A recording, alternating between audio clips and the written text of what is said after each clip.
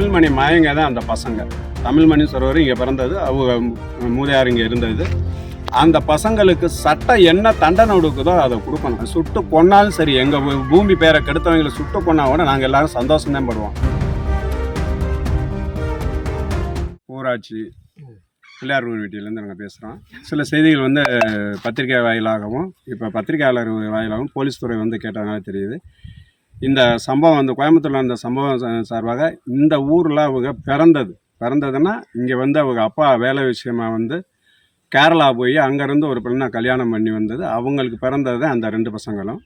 ஒரு 5 வயசு வரையும் இங்கே இருந்தாங்க. அதுக்கடுத்து இந்த ஊரை காலி பண்ணி கிட்டத்தட்ட 20-30 வருஷம் ஆச்சு.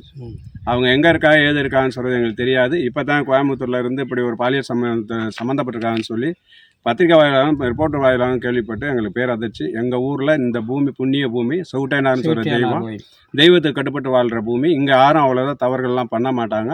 தெய்வம் வந்து பழி ஏற்றும் அப்படின்னு சொல்லி. ஆனால் இந்த மண்ணில் அவங்க அப்பா பிறந்தது, அவர் காலி பண்ணி 30 வருஷம் 25 வருஷம் ஆச்சு.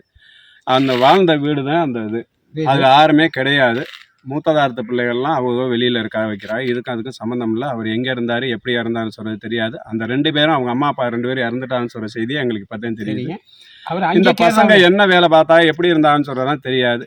மொத்தத்தில் எங்கள் ஊராட்சிக்கோ எங்கள் ஊருக்கோ கிட்டத்தட்ட 25 வருஷத்துக்கு இடையில எந்த தொடர்புமே கிடையாது.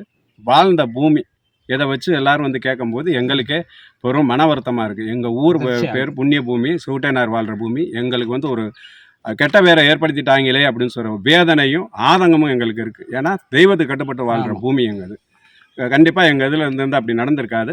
எங்கோ நடந்த சம்பவம் எங்கள் இது அட்ரஸ் இருந்ததுனால வந்து கேட்குறாங்க. இதுக்கும் அதுக்கும் சம்மந்தம் கிடையாது. இந்த ஊரில் இருந்து எந்த ஒரு தொடர்பும் கிடையாது. அவங்க தமிழ்மணி மாயங்க தான் அந்த பசங்க. தமிழ்மணி சொல்கிறவர் இங்கே பிறந்தது, அவங்க மூதையார் இங்கே இருந்தது.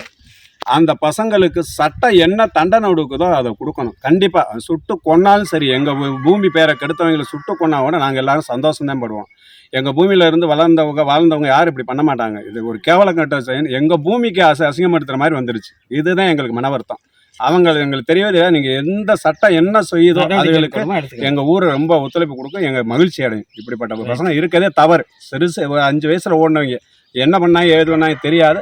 ஆனால் இப்போ பத்திரிகை வாயிலாக கேட்கும்போது, செய்தி வாயிலாக கேட்கும்போது ரொம்ப வேதனையில் இருக்கும், மன உளைச்சலில் இருக்கும் எங்கள் மக்கள். செய்திகளை உடனுக்குடனும் துல்லியமாகவும் தெரிந்து கொள்ள சப்ஸ்கிரைப் பண்ணுங்க.